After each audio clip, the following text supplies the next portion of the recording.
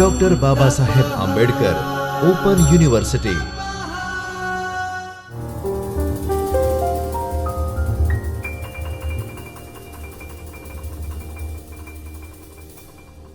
Dear friends, those who have joined the MA program of Dr. Babasaheb Ambedkar Open University, welcome again in this third and the final discussion on Preface to Lyrical Ballads, written in 1798 to 1802 by William Wordsworth. So far in our previous two discussions, we have already discussed theme and subject matter of poetry. In part 1, we have talked about it. In the second part, we have dealt with theory of poetic diction as propounded by William Wordsworth in subsequent prefaces. In this third and the final part, we are going to talk about something very significant and important part of Wordsworth's preface or his poetic creed, and that is about poetry. Definition of poetry we'll try to see, poet, and function of poetry. Three short parts but very significant part to understand the totality of the preface written by Wordsworth. So let us see the things there.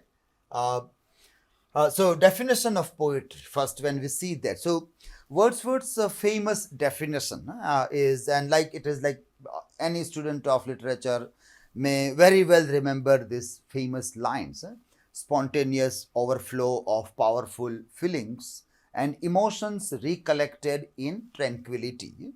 So for him, poetry is having a kind of a spontaneity. It is spontaneously written. John Keats was also of the opinion that if poems do not come out as naturally as leaves on the branches, nobody should write poems. So there was that naturalness in writing the poetry. Even in this spontaneity, there is a kind of a naturalness which Wordsworth is trying to strike at. But is it so that you see something in vivid sensation? You see a rainbow, you see a butterfly, you see a vernal wood, and something happens, and is poetry created at that juncture, at that point? Perhaps that is what Wordsworth is not pointing at. He says that spontaneity is there, spontaneous overflow of powerful feelings are also there in true poems, or all good poetries are always spontaneous, overflow of powerful feelings. But with that, these important words, emotions recollected in tranquility. So when the spontaneity has subdued, when the spontaneous reaction of the man, the poet, has subdued, and then in that mood of tranquility, he is revisiting the vivid sensations, and then the poetry is created. So though a good poetry is spontaneous overflow of powerful feelings, it is obviously emotions recollected in tranquility.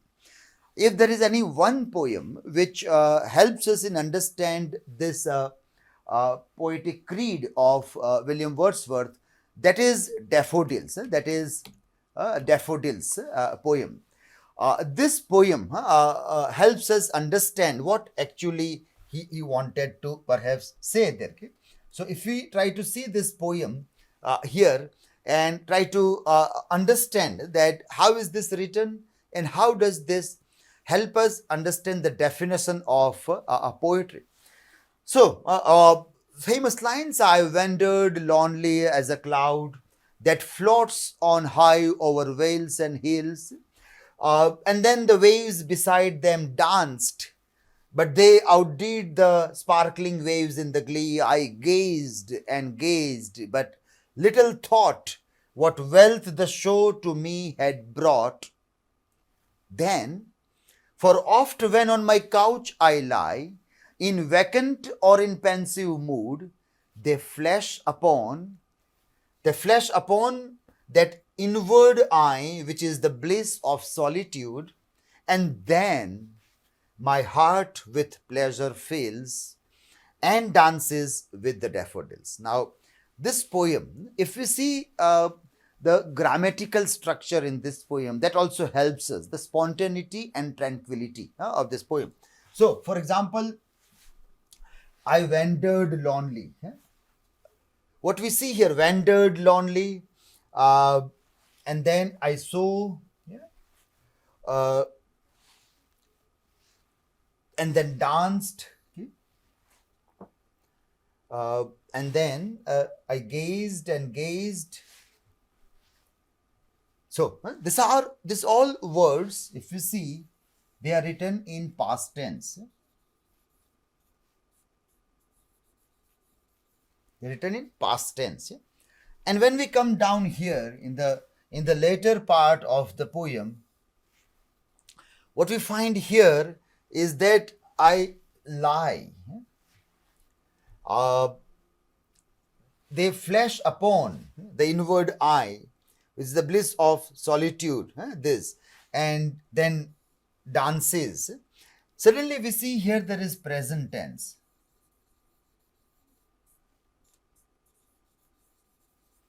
Now it means that this is the mood of tranquility.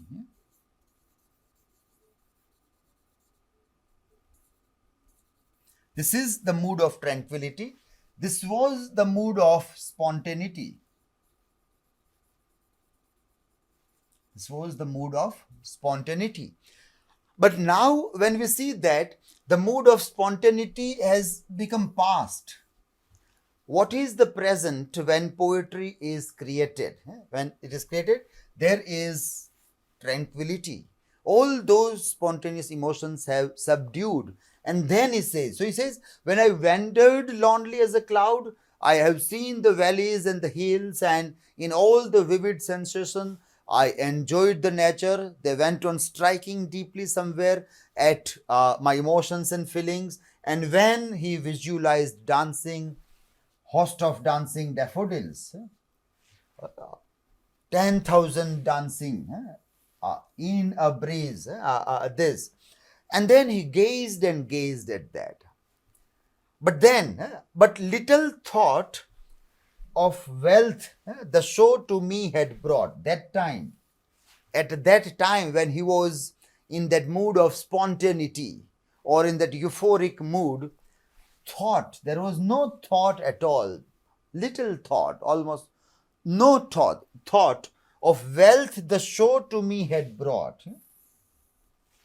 That wealth of show, of vivid sensation, came to him when he was in thoughtful situation, when he was lying in a couch, when he went home back, lying in his couch, when he's thoughtful, all that spontaneity has subdued, and now in this thoughtful situation, when the poet is recalling back his experience of watching the valleys and the clouds and hills and all those thousands of daffodils, there the poetry is created. In that mood, the poetry is created. So this poem, Daffodils, helps us understand that there is spontaneity in first part, there is spontaneity in second part, but the third part tells us that when the poetry is created. What is poetic process? Poetic process is this. Poetic process requires a thoughtfulness to construct the poetic composition. If any kinds of gust of emotion comes and if I start speaking or if I start writing about those things, perhaps that can be only absurdity that may come out from that. There should be some thought about that also. That is why, along with the simplicity of his writing preface or poems, we find that they are very thought-provoking. The simplicity of Wordsworth as a poet is not, or rather we can say it is deceiving simplicity. When we see a silent water, it is very difficult to judge the depth of the silent water. It is very difficult to judge the depth. The same way, this silence in the poems of Wordsworth are very thought-provoking. They are very deep. As many criticize that this poem seems to be childish poems, no, they are not childish poems. They are highly philosophical poems. So that is that thought of philosophy is very important. So if somebody says that when I behold this butterfly, when I see the butterfly, I remember my childhood. So he says, butterfly is the historian of my childhood. Now, how can you say that if there is no thought, no spontaneity can adjust the word in such a pattern that butterfly is the historian of my childhood. Child is the father of the man. Is it possible to say that without thoughtful intervention into the spontaneity? So that is many times it is misjudged, or many times people misunderstand the very concept of spontaneity which he has given. So we have to see what is his definition of poetry in totality. Not only the spontaneous overflow of powerful feeling, but emotions recollected in tranquility. That becomes very significant part. After seeing this as his poetic creation, he also says something very interesting here, that the poems to which any value can be attached were never produced on any variety of subjects, but by a man who, being possessed of more than usual organic sensibility, had also thought long and deep. Yeah? So it is not about any subject matter. So if people say that, well, you go into a village and whatever you see, start writing. That is what Wordsworth told. You can write a poem about rustic life. Well, no. When he's trying to define the poem, he very carefully says this, that it's not like any variety of subjects, but it is by a man who, this man is defined, who, being possessed of more than usual organic sensibility, had also thought long and deep. Had also thought very long and deep into this. That is why when I lie on my couch, and when I think, and when I was watching those thousands of dancing daffodils, I didn't realize that what thought, the wealth of thought which it carries, was not realized by me then when I was in euphoria of my emotions and feeling. So this is how he says that poem cannot be on any subject, but at the same time a man who is being possessed of more than usual organic sensibility and also thought long and deep. Our continued influxes of feeling are modified and directed by our thoughts, which are indeed the representative of our past feelings also. By contemplating again and again this word, thinking, thought, contemplation, tranquility, will keep on striking against spontaneity. Will keep on striking against this idea. By contemplating the relation of these general representatives to each other, we discover what is really important to man. We discover what is really, when we think, we come to know this. So by the repetition and continuance of this act, our feelings will be connected with important subjects. If we be originally possessed of such sensibility, such habits of mind will be produced, that by obeying blindly and mechanically the impulses of these habits, we shall describe objects and utter sentiments of such a nature and in such connection with each other that the understanding of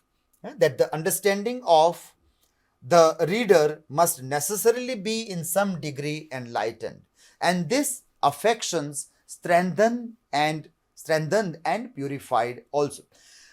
What he says actually here is that it should become the habit of mind. This point of making it a habit of mind, making it the habit of mind is very significant. What habit of mind? When we see the poetry, the function of poetry, most of the poet critic, while talking about or defining poetry, will enter into the realm of poetic process. We have seen this with Coleridge also. We can see that in T.S. Eliot also. that poet critics tend to go into the poetic process from defining the poet. Those who are non-poet critic or those who are non-creative writer critics, they may try to have a distance way of reading or observing the poetry, not the poetic process. So habit of mind, and this way of spontaneity and tranquility should become such a habit of mind that it becomes natural to us. So when, as John Keats said that it should grow as naturally as leaves, he says that it should, after a practice, it should become such a habit of mind that it seems it is natural. It seems this language, these words are coming naturally, and that happens when it is becoming the habit of the mind also. So this is how he talks about poetry. What is poetry and how one can define, or what is a good poetry. He writes about that, and with the help of daffodils we can understand that. Second part of this discussion is he speaks about what is a poet. What is a poet? He is not asking a question like who is a poet, but what is a poet. So it means he is trying to describe characteristics of a poet, not like this man or that man is a poet, not who, but what is a poet.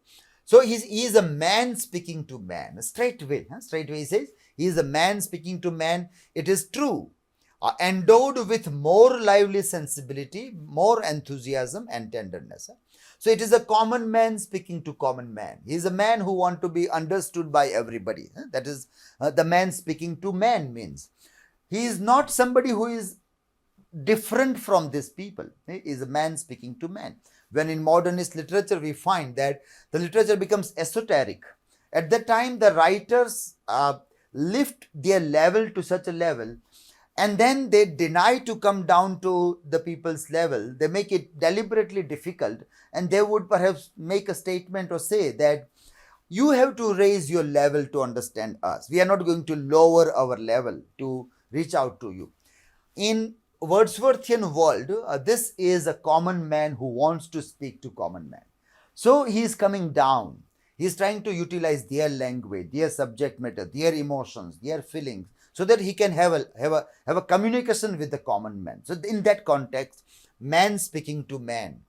But this man who is stepping down, the man who is picking up the language of the common man, who is also trying to understand the sensibility by his thinking process. Also, this man is not among them, but he may be among them, but endowed with more lively sensibility. He is endowed with more lively sensibility, more enthusiasm also, and more tenderness also. So he may be coming from the common people, he may be understanding rustic people, rustic life, but this man who is a poet is endowed with more lively sensibility than the others. He has more enthusiasm and tenderness than the other also. Then further he writes, he has a greater knowledge of human nature. He has a greater knowledge of human nature and a more comprehensive soul. The word which Dryden used for William Shakespeare. More comprehensive soul than one supposed to be common among mankind. So though he is a common man, though he is stepping down to understand the rustic life and other thing, but yet there is a difference. This common man has a more comprehensive soul, and he has a greater knowledge of human nature also. He is a man, he is a man pleased with his own passions and volitions, and who rejoices more than other men in the spirit of life. That is in him. That is in him. So he is somebody who is lost in himself. He writes for himself. He watches daffodils and I gazed and gazed. I gazed and gazed. And then I lie in a couch.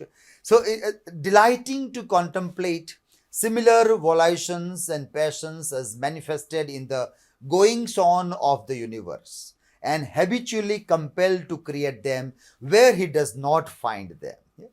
So he is a man pleased with his own passions.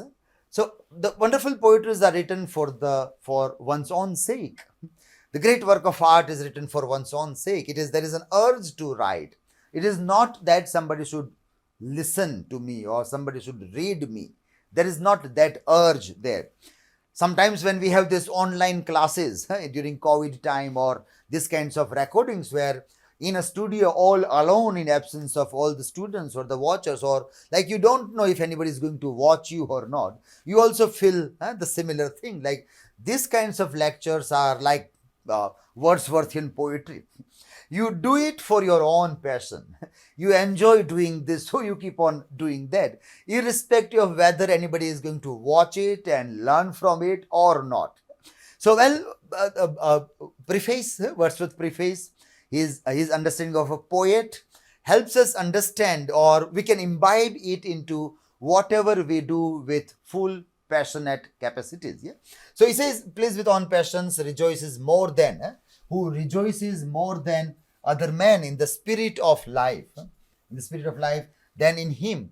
That is in him, delighting to contemplate similar volitional passions as manifest in ongoing the universe, habitually compelled to create them where he doesn't find. And then he is habitually compelled to create where he does not find them. So in case somewhere he is not able to find these passions, then he will create it. He will create those things in that thing. So that is the poet according to Wordsworth. To these qualities he has added a disposition to be affected more than other men by absent things as if they were present.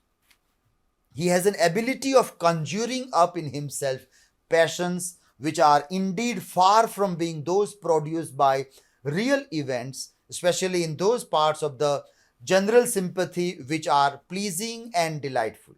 He can better remember the passions produced by real events which other men are accustomed to feel in themselves. So, one important thing that comes here is that he is the one who conjures up passions for himself.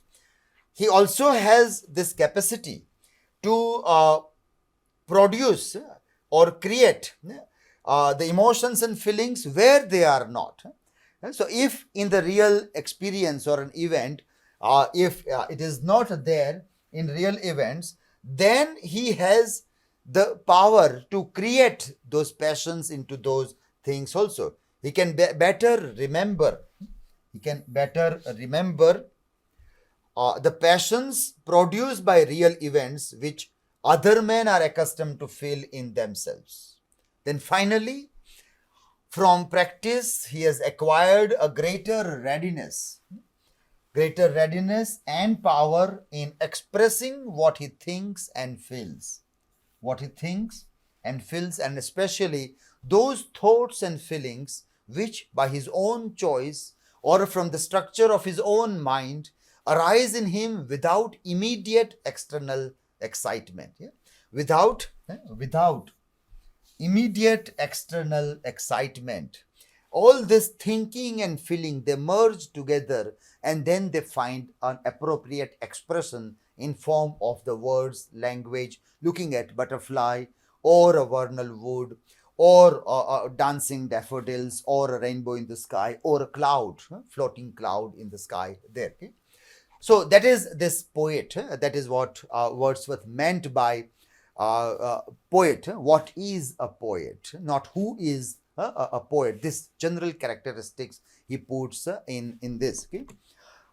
Final part of this is function of poetry. Finally, we come to the last part of what Wordsworth discusses in Preface to Lyrical Ballads is function of poetry. Poetry, according to Wordsworth, is the breath and finer spirit of all knowledge, the impassioned expression that is in the countenance of all sciences. So, perhaps if he compares with all the sciences and the knowledge, he finds that this is one of the best expressions that our knowledges are finding. Sciences to be seen as knowledge systems. So, if there is any kind of knowledge systems being propounded by sciences, one can say that the breadth and finer spirit of all knowledges is poetry. So all the knowledge systems that we have, if they find one of their best expressions in form of finer spirit of the knowledge, then it is poetry. Poetry seeks to ennoble. Poetry seeks to ennoble and edify. It is like morning star. It is like morning star which throws its radiance through the gloom and darkness of life. Through the gloom and darkness of life. The poet is a teacher, and through the medium of poetry, he imparts moral lessons. Poet is a teacher and he imparts moral lessons for the betterment of human life. Initially, we have seen, again, there is a kind of a contradiction coming in Wordsworth. Initially, he is saying that poetry is basically written for pleasure. And now, when he thinks of function of poetry, he says that there is morality that is very important in poetry. So, he again is self-contradict, but we'll try to find a resolution in this contradiction also. Poetry is the instrument for the propagation of moral thought. So, poetry is the instrument through which moral thoughts can be propagated. Wordsworth's poetry does not simply delight us. They are not simply meant for pleasure principle. They do not simply delight us, but it also teaches us deep moral lessons and brings home to us deep philosophical truths about life and religion. Wordsworth believes that a poetry of revolt against moral ideas is a poetry of revolt against life. A poetry of indifference towards moral ideas is a poetry of indifference towards life. These last lines are quite poetically expressed in this prose. Wordsworth believes that poetry is of a revolt against moral ideas is a poetry of revolt against life. Poetry of indifference towards moral ideas is a poetry of indifference towards life. So perhaps he says that life itself is connected with moral ideas. Is connected with this. So if you deny moral ideas, you deny life itself. You deny life if you deny moral ideas also here. Well, we can say that, well, why this contradiction? Well, Coleridge has very rightfully said, Samuel Taylor Coleridge in chapter number 14 of Biographia Literaria has rightly said that the writer of Preface is very self-contradictory. He says something here, he says something there. He preaches something here, he practices something else in his own poem also. And we have seen series of self-contradiction in all our lectures also. And one very significant contradiction comes here again. From pleasure principle, how he directly swings, the pendulum sinks into the almost extreme part and says that propagation of moral ideas, moral thoughts is what poetry meant for. As if he want to say that poets are teachers, poets are moral beings, like poets are religious gurus, and they tend to teach the things there. I mean, again, we have seen that from Aristotle's time to Sir Philip Sidney to Dryden, everybody has said, or even Coleridge very openly has said that we are not here to make man moral. So he is completely opposite way. He counter argues with this viewpoint here. So time and again it has been said that, well, you can't burden literature to make society better. You can't burden, put a heavy burden on the shoulders of poets that you have to make society better. And when then society is not found in better shape, people like Plato will come and say, banish all these poets. They are useless people. And because of them only we have all kinds of corruptions in our society. But we can still give a kind of a poetic license to Wordsworth in a sense that for him also it is very important to see that poetry delights human being, poetry gives a pleasure principle that is very important. But as a byproduct also, the poetry should have some moral responsibility. Poets should have some moral responsibility towards society, towards human being, towards mankind, towards our natural being, natural self also. And maybe because of that, he has said this. Many critics who are with Coleridge or with the other writers who are for the art's sake may not agree with this function of poetry with Wordsworth, but this is what Wordsworth has said. The way Wordsworth has said is really interesting, whether we agree with that or not. I remember Samuel Beckett has said that sometimes the shape of an idea is very interesting. It attracts you, even if you do not agree with the idea, the shape of the idea. So the shape of the way this is put is very interesting, even if you agree or disagree with this point. And I just repeat and end this key lines here, that poetry is the breath and spirit of all knowledge. That's fine. And here Wordsworth believes that poetry of revolt against moral ideas is a poetry of revolt against life. A poetry of indifference towards moral ideas is a poetry of indifference towards life. Whether we like it or not, whether we agree or not, it is said quite very well. Quite interestingly, it is said here. So that is how we look at this preface, lyrical ballads there. And that was our third part, poetry, poet, and function of poetry. Thus, in three parts of our discussion, we have talked the important aspects which are discussed by William Wordsworth in the preface of lyrical ballad here. And so that is Wordsworth, William Wordsworth as a critic for us. I hope all these three videos will be very helpful to you in clarifying or understanding what William Wordsworth wanted to say in the preface of Lyrical Ballads, how he is the pioneer of his own poetic creed, which is also connected with the poetic creed of Romanticism. Thank you, everybody, for your patience listening. स्वाध्यायः परमम्